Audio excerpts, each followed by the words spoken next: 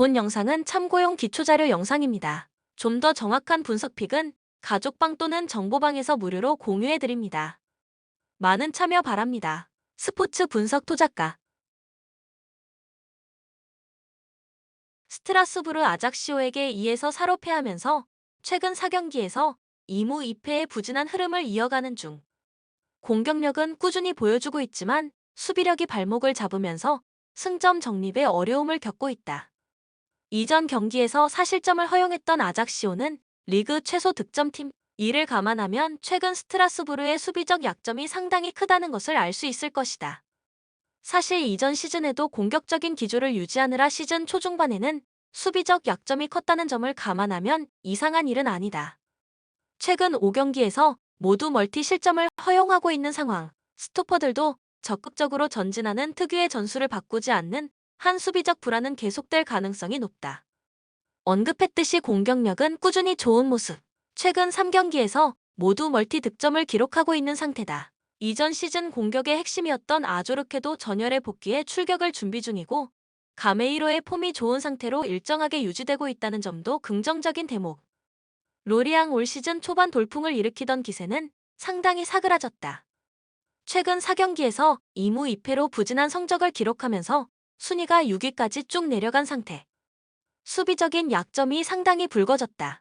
최근 3경기에서 모두 멀티 실점을 허용하고 있는 상황. 올 시즌 라인을 낮추고 적극적인 압박으로 상대 공격에 대응했는데 주전들의 체력적인 부담이 꽤 커진 듯한 모습. 시즌 초반에는 체력이 떨어진 후반 실점률만 조심하면 되었으나 최근에는 전반부터 실점을 허용하면서 끌려가는 모습이 자주 보이고 있는 상태. 스트라스부르가 닭공 형식으로 나오는 경우가 많기 때문에 주도권 싸움에서도 끌려갈 확률이 높아 현재로서는 무실점 가능성을 회의적으로 볼 수밖에 없는 상태다.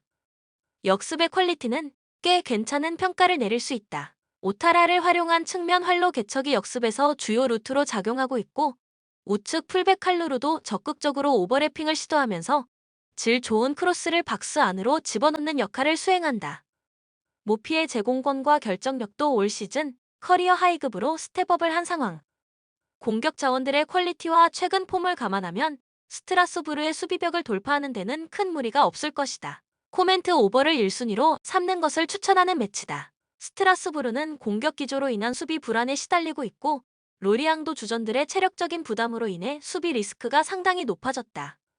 주도권 자체는 스트라스부르가 잡을 수 있겠으나 역습 한 방의 위험성은 충분한 상태.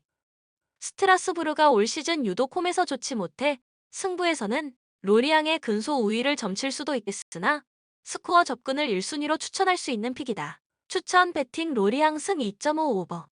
풀럼 맨시티와의 경기에서 1에서 2로 지면서 최근 두 경기에서 승리를 거두지 못했다. 그러나 맨시티를 상대로 공격을 잘 풀리지 않게 하는 특유의 압박 시퀀스는 상당히 좋았으며 95분에 내준 페널티킥이 아니었더라면 승점을 따낼 수도 있었던 경기였다. 미트로비치의 공백이 상당히 크다. 이전 경기에서도 수적 우세를 잡은 상태에서 꽤 많은 찬스를 잡았으나 득점으로 연결시키지 못하면서 분위기를 상대에게 내주었기 때문.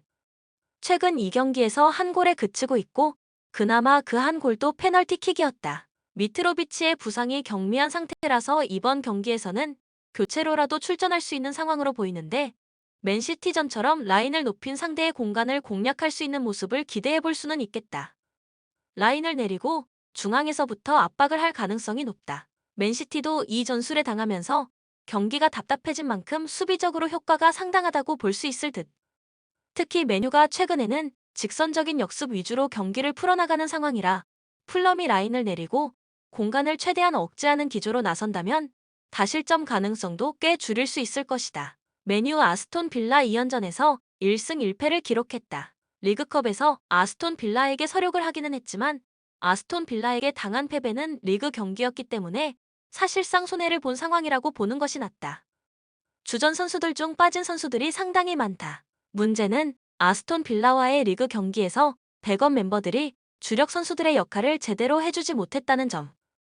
반더비크는 여전히 겉도는 모습이었고 공격과 수비에서 무색무취한 모습을 보였다. 그나마 브루노가 카드 징계에서 돌아오기 때문에 이 선에서 상대 라인을 누르는 역할과 과감한 전진 패스를 기대해볼 반하고 가르나초가 리그컵 경기에서는 좋은 모습을 보여주었다는 것은 꽤 긍정적인 부분이다. 문제는 수비. 바란과 달로트가 동시에 결장하면서 또 100%의 수비 라인을 구성하지 못하고 경기에 나서야 한다. 양 풀백의 체력적인 문제도 리그에서 눈에 띄었고 리산드로가 맡아야 할 역할도 너무 많아진 상태.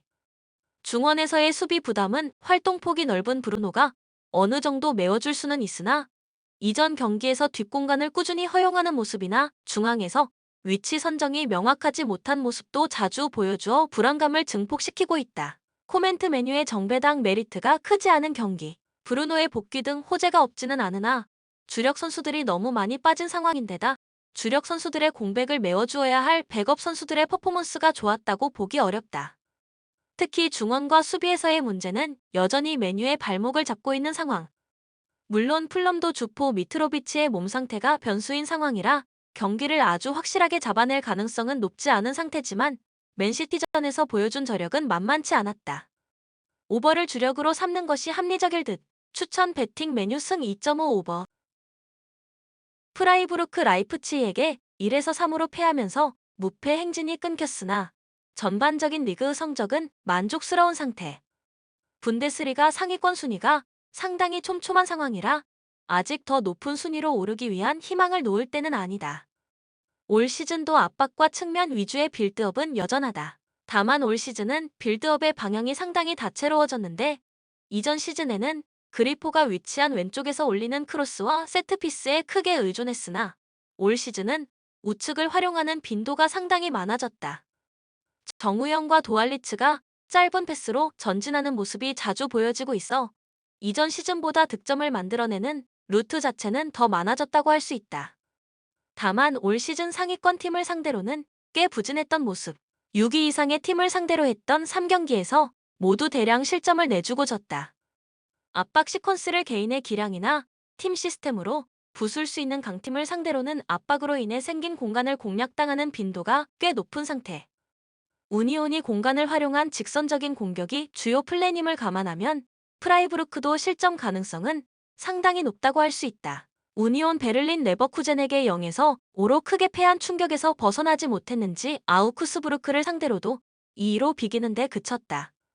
지켜왔던 1위 자리도 결국 바이언에게 내주고 말았고 승점 차이는 어느새 4점으로 벌어졌다. 최근 수비적으로 흔들리는 모습. 그동안은 거친 플레이를 불사하면서 강한 압박으로 상대의 빌드업을 최대한 억제하는 방식을 채택했는데 스쿼드 뎁스가 넓다고 보기는 어려워 주력 선수들의 체력적인 난조가 불거지고 있다. 레버쿠젠 전에서 후반에만 5골을 내리 실점하는 등 해당 경기를 기점으로 2경기 연속 멀티 실점을 허용하고 있는 상태. 에너지 레벨에서 밀린다면 우니온 베를린도 플랜 A를 활용할 수 없는 상황으로 보는 것이 옳다. 우니온의 플레이가 정교한 빌드업과는 거리가 멀다. 파울이나 공중볼로 소유권을 가져온 뒤 직선적으로 앞쪽으로 연결하는 것이 주요 패턴. 높은 라인을 형성하는 팀에게는 상당히 강한 편이고 라이프치히와 도르트문트도 해당 패턴에 당한 바 있다. 프라이부르크가 홈에서는 나름 라인을 올리고 점유율을 가져오는 경우가 많기 때문에 우니온 베를린 입장에서도 득점력에서는 해볼 만한 경기가 될 것이다. 코멘트 다득점 양상으로 이어질 가능성이 높아 보인다. 프라이부르크는 양 측면의 균형이 맞으면서 해볼 수 있는 빌드업의 가짓수가 많아졌고 우니온 베를린도 이전 경기에서 투톱의 활약은 꽤 괜찮았던 데다 라인을 올리는 상대에게는 강한 모습을 자주 보였다. 다만 우니온 베를린의 최근 실점률 억제가 다소 약화된 모습임을 감안한다면 조금이라도 더 많은 골을 기대해볼 수 있는 팀은 프라이부르크라고 보아야 할 듯하다. 추천 베팅 프라이부르크 승 2.5 오버. 밀란 크레모네세에게 0-0으로 비기면서 1위 나폴리와 승점이 8점으로 벌어져 버렸다. 주축 선수들이 다소 빠진 상황이었다지만 강등권 팀인 크레모네세에게 한 골도 넣지 못했다는 점은 실망스럽다고 할 수밖에 없는 결과다. 다만 이번 경기에서 공격력은 돌아올 가능성이 있다. 카드 징계로 이전 경기 결장한 테오가 이번 경기에서는 돌아오기 때문. 레앙이 중앙으로 파고드는 움직임을 위주로 한다면 테오는 직선적인 움직임으로 왼쪽 빌드업을 돕거나 때로는 골문을 직접 타격하기도 한다. 최근 4경기에서 공격 포인트가 없는 레앙도 태오의 지원이 있습니다면 폼이 살아날 가능성도 염두에 두어야 할 것. 역습 상황에서는 왼쪽이 약점, 태오가 올라간 공간을 토모리가 홀로 감당해야 하는 상황입니다 보니 수비진에 과부하가 생기는 경우도 생겼다. 그러나 베나세르가 왼쪽 중앙 미드필더로 출전하면서 활동량을 바탕으로 빈 왼쪽 공간을 커버하면서 수비적인 안정감을 꽤 찾은 상태다. 최근 5경기에서 3실점으로 수비 페이스는 상당히 좋은 상태다. 피오렌티나 공식전 5연승을 기록하면서 페이스가 상당히 좋아진 상태. 안정적인 수비를 바탕으로 상승세를 타고 있는 상황인데 최근 5경기에서 허용한 실점이 3골에 그치고 있는 상황이다. 최근에는 득점력도 나름 살아나고 있습니다는 것도 호재. 요비치도 이전 경기에서 골을 기록하면서 2일 승리의 주역이 되었고 보나벤투라가 팀의 에이스로 거듭난 상태. 다만 요비치가 삼프도리아전에서는 슈팅 연계에 그치는 등 부진한 모습을 보여준 바 있고 올 시즌 내내 전방의 영향력 문제로 고전했던 만큼 강팀을 상대로 했을 때의 공격 성과는 다소 유보적으로 보는 편이 낫다.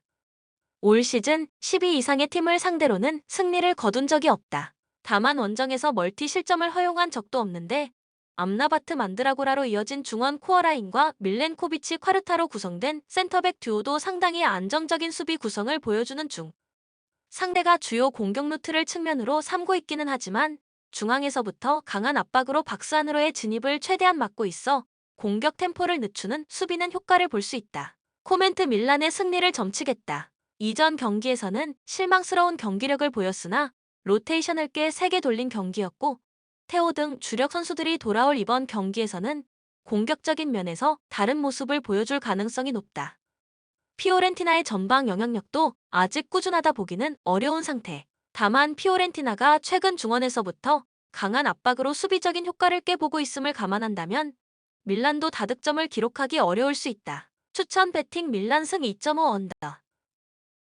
고어헤드 9경기 연속으로 패배하지 않고 꾸준히 안정적인 순위를 유지하고 있다. 올 시즌 대부분의 경기를 수비적으로 치렀는데 최근에는 공격력이 살아나면서 상승세의 원동력이 되고 있는 페이스. 그래도 실점 억제력은 나름 합격점을 줄 수 있다. 최근 5경기에서 무실점 경기가 없기는 하지만 5경기 중 4경기를 1실점으로 막아내는 모습. 기본적으로 라인을 낮추는 성향이기 때문에 상대의 역습 공간을 최대한 억제할 수 있습니다는 장점이 있는 팀이다. 한 골 정도의 실점 가능성은 열어둘 수 있지만 그 이상을 쉽게 허용하는 양상은 아니다. 앞서 언급했듯이 최근에는 득점력이 꽤 향상된 모습. 최근 5경기에서 11골을 넣는 쾌조의 득점 감각을 보여주고 있다. 에드바르손의 전반적인 활약상이 상당히 좋은데 롱볼 위주의 팀이라 찬스가 많이 찾아오고 있지 않음에도 불구하고 기대 득점 대비 2배가 넘는 골을 넣고 있다. 이 선에서 윌룸손이 보여주고 있는 폼도 상당히 긍정적이다. 비텟의 최근 2경기에서 승리가 없다. 그러나 이전 경기에서 리그 최강팀이라고 할 수 있는 아약스와 2-2로 비기면서 저력을 보여주기도 한 만큼 무시하기 어려운 상대임은 분명하다. 다만 수비적인 리스크는 상당한 상태. 코쿠 감독 부임 이후 본인들의 장점인 공격력을 극대화시키기 위해 라인을 상당히 올린 상황이다. 롱볼로 뒷공간을 공략하는 유형의 팀에게 약한 모습을 보여줄 수 있는데 이미 비슷한 기조로 운영하는 스파르타에게 0에서 4로 참패를 당한 바 있다. 고어헤드가 스파르타와 비슷하게 롱볼 위주의 팀이고 결정력이 좋은 선수들이 전방에 배치되어 있음을 감안하면 실점 가능성은 상당히 높다고 할 수 있다. 결국 공격에서 실마리를 푸는 것이 현명할 듯 전방에서 활동하는 빈도를 높이면서 최대한 라인을 자신들에게 유리한 쪽으로 가져올 가능성이 높다. 이전 경기에서는 아약스를 상대로 철저하게 실리적으로 나섰지만 올 시즌 평균 점유율이 51%로 평균 이상은 드는 팀이라 고어헤드를 상대로 중앙을 장악하고 많은 찬스를 만드는 모습을 보여줄 가능성이 높다. 코멘트 오버를 1순위로 삼는 것을 추천한다. 두 팀이 최근 무실점 경기에 번번이 실패하고 있습니다는 점을 고려했다.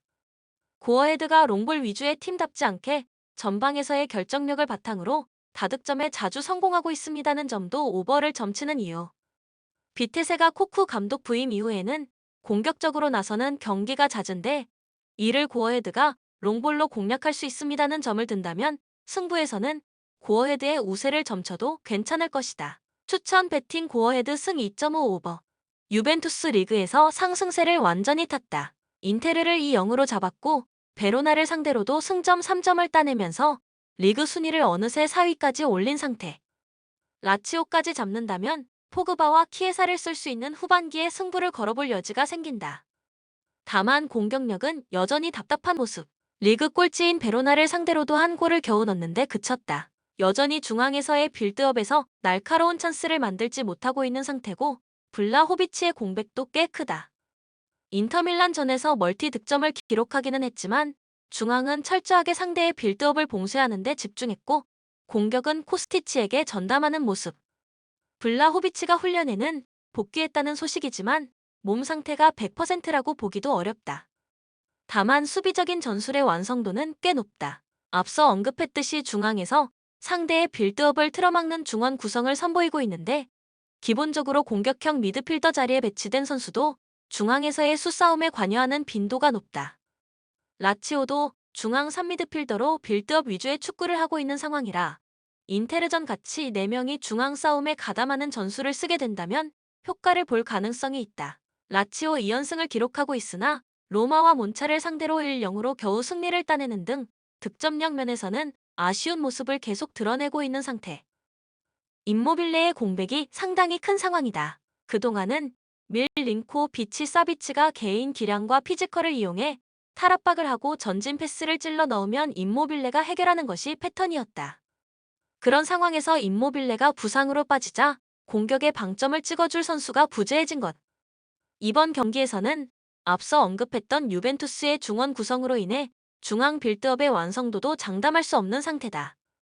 전방에서의 영향력을 보장할 수 없는 상태. 상대의 공격에 대처하는 방법은 꽤 쉬울 것이다. 유벤투스가 중앙에서의 수비적 기조로 인해 공격진이 고립되는 경우가 잦고 플레이메이커 성향의 선수 부재로 측면을 이용하는 방식에 의존하고 있는 상황이기 때문. 라차리나 히사이가 상대 측면 플레이어들에게 아주 밀리는 정도만 아니라면 실점 가능성을 꽤 줄일 수 있을 가능성이 높다. 코멘트 언더 가능성은 꽤 높은 경기. 라치오의 임모빌레 공백은 상당히 큰 상황이고 유벤투스도 중앙에서 공격적인 무브보다는 수비적인 기조에 집중하고 있는 상태. 유벤투스가 측면을 이용해 좋은 결과를 가져온 경기가 많기는 했으나 라치오의 측면 수비가 아주 무너지는 경우만 아니라면 유벤투스의 공격도 효과를 볼 가능성이 높지는 않다. 블라호비치가 돌아올 수 있는 유벤투스가 근소하게나마 유리한 상황이라고 볼 수 있으나 스코어 접근을 1차적으로 추천하는 매치다. 추천 배팅 무승부 2.5 언더. 모나코 3연승을 거두면서 떨어졌던 순위를 5위까지 올리는 데 성공했다. 최근 부진한 로리앙을 제치고 유럽 대항전 진출이 가능한 5위 자리를 다시 탈환했는데 아직 로리앙과 27점으로 승점이 동률이라 안심할 수 있는 단계는 아니다. 최근 3경기에서 모두 멀티 득점을 기록하고 있다. 올 시즌은 이전 시즌과 다르게 다소 보수적으로 운영하는 경우가 많아졌으나 전방의 결정력으로 적은 찬스를 골로 연결시키는 빈도를 늘리는 중. 엠볼로가 독일에서 뛰던 때와는 달리 결정력이 상당히 올라온 모습이고 팀의 기동성을 높인 역습의 에너지, 레벨이 상당하다는 평가. 팀 기조만 바뀌었을 뿐 상대를 공략할 수 있는 공격력은 여전히 유효하다고 보아야 할 것이다. 수비에서는 체력적인 약점이 두드러진다. 에너지 레벨이 높은 팀 리기는 하지만 체력이 떨어진 후반에는 실점 허용률이 상당한 편. 올 시즌 허용한 18골 중 13골을 후반에 허용하고 있는 상태이며 릴전에서는 3-2로 이기던 스코어가 후반 2골 실점으로 인해 3에서 4로 뒤집히는 모습을 보여주기도 했다. 마르세유를 상대로 중원 싸움을 적극적으로 펼치기보다는 선수비, 후역습으로 나올 가능성이 높고 상대에게 찬스를 꽤 많이 내줄 수 있습니다는 점도 기억해야 한다. 마르세유 리옹과의 라이벌전에서 1-0 신승을 거두고 분위기 반전의 발판을 만들어내는 데 성공했다. 다시 순위도 4위로 진입한 모습. 다만 공격진의 활약이 만족스럽다고 보기는 어렵다. 수비적 약점을 크게 드러내고 있는 스트라스부르와 2-2로 비긴 경기 이외에는 최근 5경기에서 멀티 득점을 성공시킨 적이 없다. 물론 기본적인 중앙 전력이 단단한 편이고 높은 점유율을 바탕으로 다양한 공격 루트를 만드는 방식으로 꾸준한 득점력은 보여주고 있는 상태지만 상대를 확실하게 제압하는 스코어는 만들지 못하고 있다. 팀 내 최다 득점자인 산체스도 10월 13일 이후 공격 포인트가 끊어졌다. 역습 제어가 포인트가 될 경기. 모나코가 올 시즌은 꽤 수세적인 경기를 많이 치르고 있습니다는 점을 감안한다면 마르세유가 중앙 장악에 실패할 가능성은 적다. 다만 자연스럽게 올라간 라인을 후방이 제어할 수 있느냐는 다른 문제. 리옹전을 치르기 이전에 5경기 연속으로 무실점 경기를 치르지 못하는 등 수비 밸런스가 꽤 무너진 모습을 보여주기도 했고, 유럽 대항전에서도 높은 라인을 공략당해 토트넘에게 1에서 2로 패하기도 했다. 실점 가능성을 염두에 두는 것도 합리적인 선택이다. 코멘트 오버를 최우선으로 생각하면 좋은 픽. 마르세유가 중앙 주도권을 잡는 방법으로 성적과 별개로 득점력만큼은 꾸준하게 유지하고 있다. 모나코도 전방의 훌륭한 결정력을 바탕으로 속공 상황으로 기조가 바뀌었음에도 전방 성과가 상당히 좋다. 최근 마르세유가 전방 성과가 아주 좋은 상황은 아니라는 점을 고려해 득점력에서 앞서고 있는 모나코의 승리를 점치는 것도 괜찮은 선택이 될 수 있다. 추천 배팅 모나코 승 2.5 오버. 영상을 만드는 저에게 구독, 좋아요는 큰 힘이 됩니다. 좀 더 정확한 분석픽은 가족방 또는 정보방에서 무료로 공유해드립니다. 참여를 원하시는 분들은 카톡 아이디 TV53 검색 후 연락 주시거나 고정 댓글 링크를 통해서 연락 주시면 오랜 경험과 노하우를 바탕으로 수익이 발생될 수 있도록 최선을 다하겠습니다. 스포츠 분석 토작가